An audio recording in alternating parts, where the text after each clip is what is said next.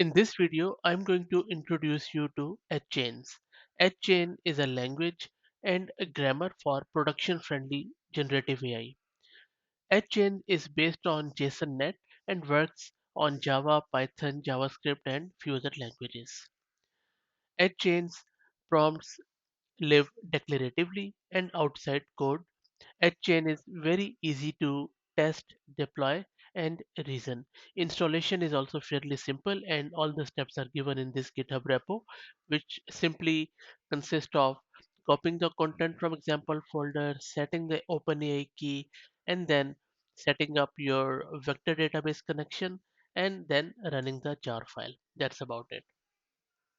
Now, with the edge chain, what you can do is that it is engineered to be extremely simple, and executing any GenAI application with EdgeChain is simply a matter of running one script file and one JSON net file.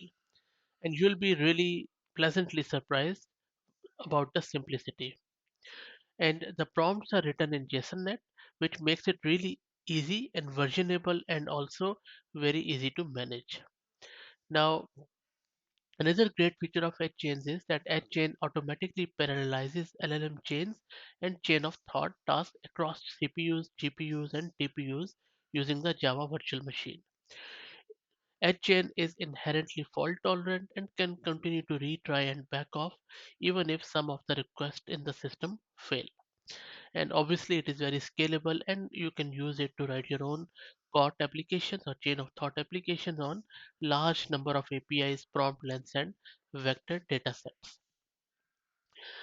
So I hope that you enjoyed it. In the next videos, I'm also going to show you few of the hands-on demo as how you can use JSONnet and this at chains.